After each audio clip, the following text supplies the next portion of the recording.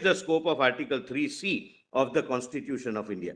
This court then took the view that both the powers were essential attributes of sovereignty and vested in India as an independent sovereign republic. While discussing the significance of the several clauses of Article 3 in that behalf, it seems to have been assumed that union territories were outside the purview of the said provisions. In other words, the opinion proceeded on the basis that the word state used in all the said clauses of Article 3 did not include the union territories specified in the first schedule. Apparently, this assumption was based on the distinction made between the two categories of territories by Article 1(3). In doing so, however, the relevant provisions of the General Clauses Act were inadvertently not taken into account. Under Section 358B of the said Act, state, as respects any period after the commencement of the Constitution, 7th Amendment Act, shall mean a state as specified in the first schedule to the Constitution and shall include a union territory. This provision of General Clauses Act has to be taken into account in interpreting the word state in the respect of clauses of Article 3, because Article 367(1) specifically provides that unless the context otherwise requires, the General Clauses Act shall, subject to any adaptations and modifications that may be made therein, under 372, apply for the interpretation of this Constitution as it applies for interpretation of an act of legislature. Therefore, the assumption made in the opinion that Article 3 in its several clauses does not include union territory is misconceived, and to that extent, the instance is not justified. My Lord, after this judgment, my Lord, 18th Constitution Amendment is made. Judgment is, my Lord, 27th August 66. I'm sorry, the judgment is 1965. What is the date in 1965? Lord, I'll just give the Lordship may give me a minute. The amendment is, my Lord, 27th August 68. 27th August? 66. 27th August 66.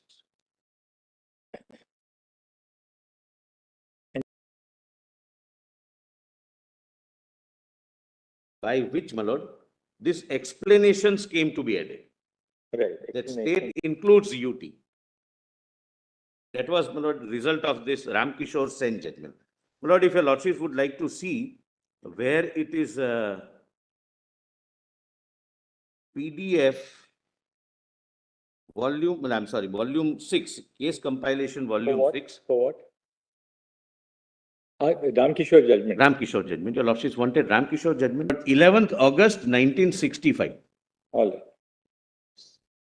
This is prior to. Now, your Lordship, my Lord, kindly directly go to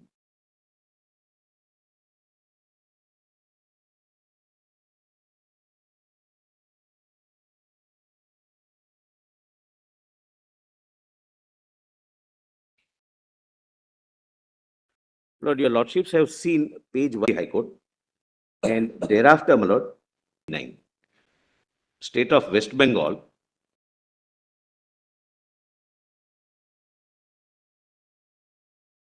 And read only the highlighted part. Now, my Lord, I am confining to highlighted part. My Lord, your Lordships, only, my Lord, note, my Lord, page number is not mentioned. My Lord, 371. You can correct. Page 169, citation. 371. May I? I'm sorry.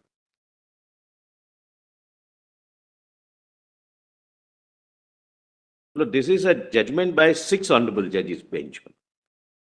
The legal sovereignty of Indian nation. Your Lordship, guess, my Lord, Justice Call, my Lord, para 101. 101. The judgment is, my Lord, State of West Bengal versus Union of India. Yes. Legal sovereignty of the Indian nation is vested in the people of India, who, as stated by the preamble, have solemnly resolved to constitute India into a sovereign democratic republic for the object specified therein. The political sovereignty is distributed between, as well as we will presently demonstrate, the Union of India and the states with greater weightage in favor of union. Kindly come down, my Lord, to para 35 of the judgment only the underlying portion. There are no independent constitutions of the states apart from the National Constitution of Union of India. Chapter 2, Part 6, from Article 152 to 237 deals with states, the power of legislature of the states, the power of executive and judiciary. What appears to militate against the theory regarding the sovereignty of the state is the wide power with which the parliament is invested to alter the boundaries of states and even to extinguish the existence of a state. There is no constitutional guarantee against alteration of boundaries of the state. By Article 2 of the Constitution, the Parliament may admit into the Union or establish new states on such terms and conditions as it thinks fit.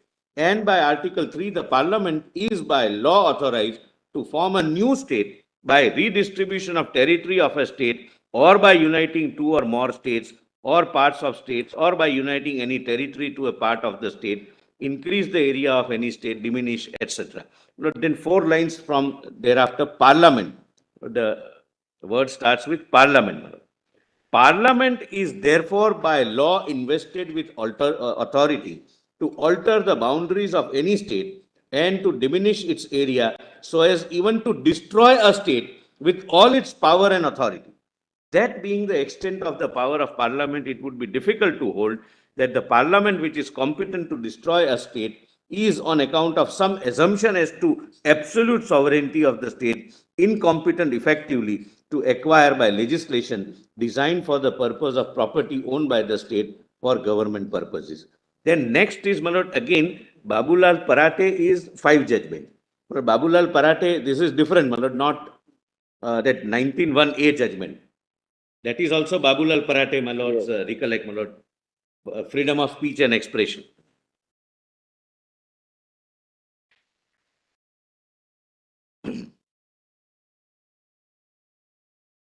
Lord, here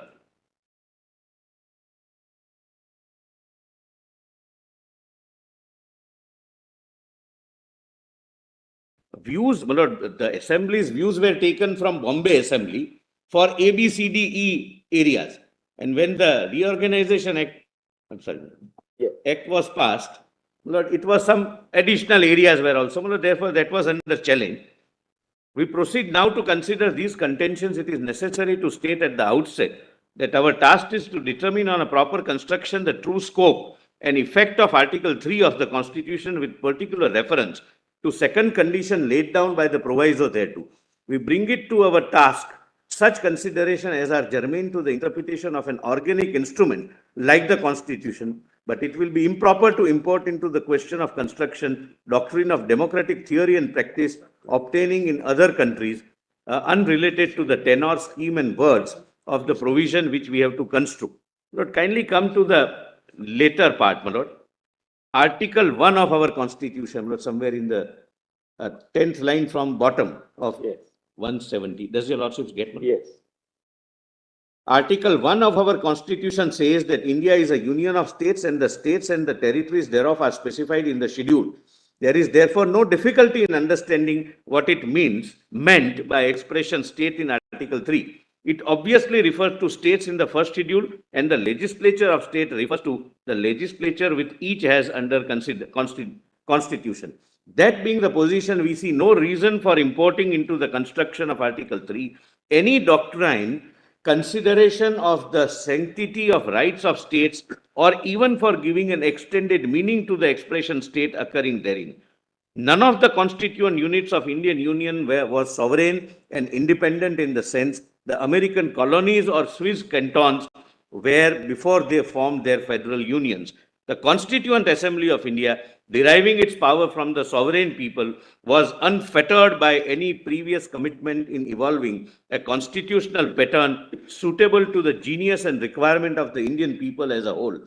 Unlike some other federal legislatures, Parliament, representing the people of India as a whole, has been vested with the exclusive power of admitting or establishing new states, increasing or diminishing the area of an existing state, or altering its boundaries, the legislature or legislatures of the states concerned having only the right to an expression of views on the proposals. it is significant that for making such territorial adjustment, it is not necessary even to invoke the provisions governing constitutional amendments. Then, my lord, Raja Rampal, only one line, my lord, I'll now coming down to one line, my lord, kindly, my lord, appreciate. It says India is an indestructible union of destructible units. Raja Rampal, my lord, again, 5-judge bench.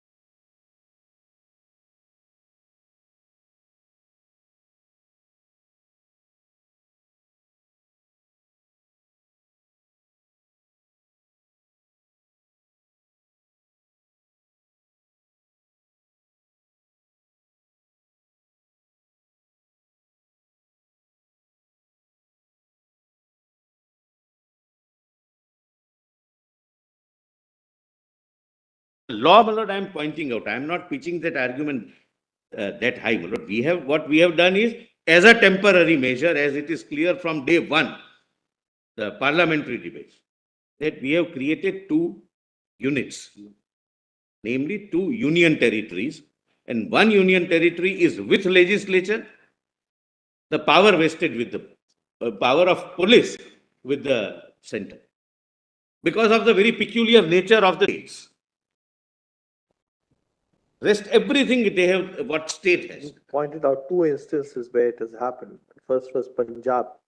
That was a very peculiar problem. Punjabi Suba movement, etc. More or less everybody was agreeable, probably it could not muster through the legislative assembly. No, there was no assembly. There It was during governor's rule.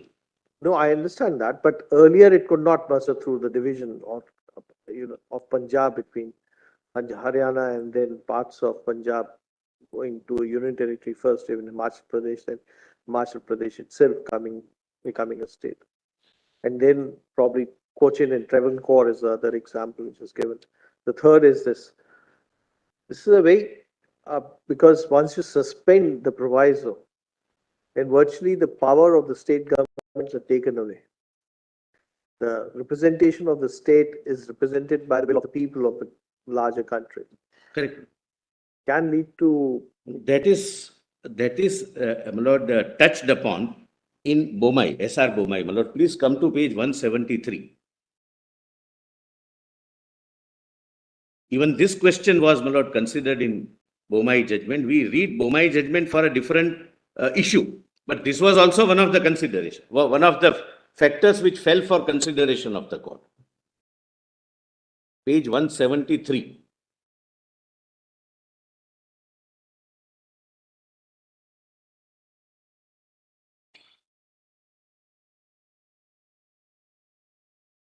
Where the court considers what is the scope and ambit of the state's views. That's why I'll, my lord, rather than paraphrasing, I'll read, my lord. Lord, kindly see S.R. Bomai, para 108. Lord, para 108, my lord, just is called page 173. I have quoted S.R. Bomai. Lord, last 4 lines on that para. But I'm trying to rush, my lord, so that I can finish. Your lordship gets on a conjoint reading, my lord. My lord Justice Khanna gets on a my lord Justice Suryakant and yes. On a conjoint reading of these articles, it becomes clear that Parliament has the right to form new states, alter existing states or the name of any existing state. Thus, the Constitution permits changes in the territorial limits of the states and does not guarantee their territorial integrity. Even names can be changed. Under Article 2, it is left to Parliament to determine the terms and conditions on which it may admit any area into the Union or establish new states. In doing so, it has not to seek the concurrence of the state whose area, boundary, or name is likely to be affected by the people. All that the proviso to Article 3 requires is that such cases the President shall refer the bill to the legislature of the states concerned likely to be affected to express their views. Once the views of the states are known, it is left to Parliament to decide on the proposed changes. Please, my lord, note, Parliament can, therefore, without the concurrence of the states or states concerned, change the boundaries of the state or increase or diminish its areas or change its name. These provisions show that in the matter of constitution of states, Parliament is paramount. This scheme substantially differs from the federal setup established in the United States of America. So, my lord, it is in substance, in my respectful submission, said that it's a provision which is strict compliance is not insisted upon, provided there is a broader compliance, namely the entire nation, considering that this affects the nation as a whole. This situation doesn't affect the state only or neighboring states only. This affects the entire nation and therefore including representatives of Jammu and Kashmir. Parliament and Rajya Sabha, Lok Sabha and Rajya Sabha have representatives of Jammu and Kashmir.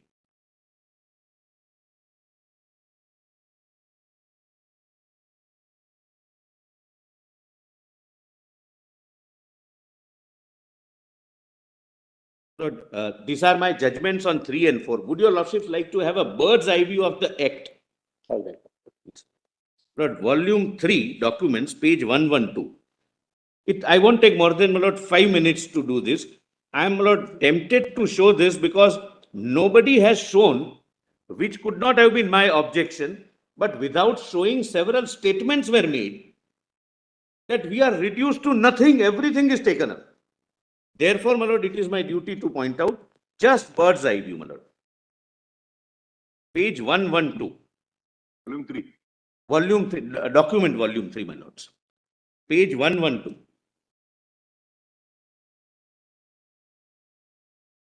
But please see, definition, assembly constituency is defined 2C.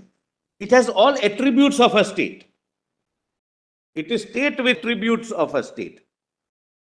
Assembly constituency, your lordship gets 2C. Am I with your lordship? Yes.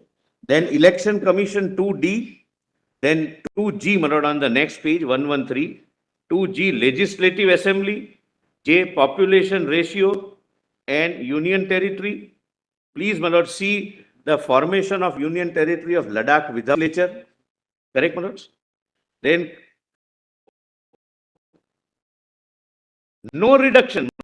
They say that our representation in parliament is reduced. On and para 10, on and from the appointed day, there shall be allocated 5 seats to successor union territory of Jammu and Kashmir and 1 seat to union territory of Ladakh. In the House of People, earlier they had 6. Now it is 5 plus 1, 6. Then delimitation of I'm sorry. That's section 10. Section 10, my lords. My lord, the argument of Mr. C.U. Singh was that we have lost representation in parliament. Then somebody said that our seats are reduced. Lord, Mr. Nafde said the seats are reduced. It was 6 in total. Now it is 5. Jammu and Kashmir.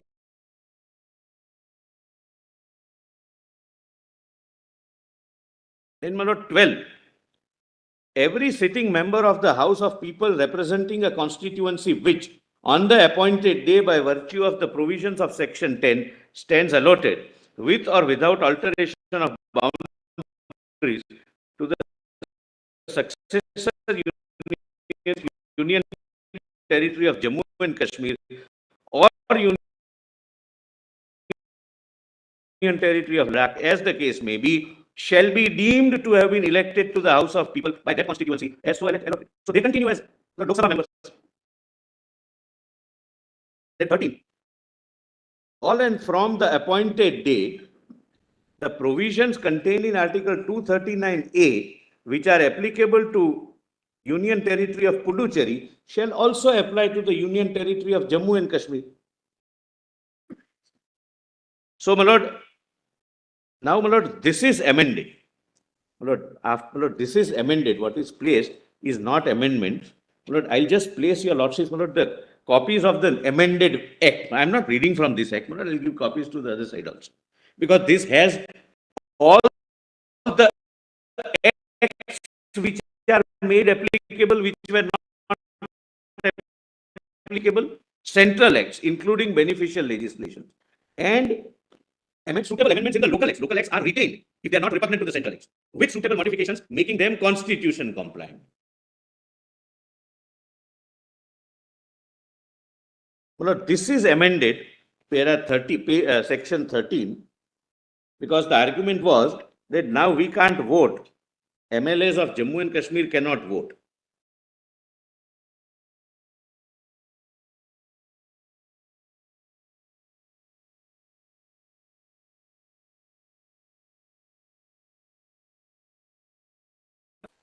Lord, at page 10, foot of the page, section 13, my Lord Justice Gawai and Justice Suryakant has that.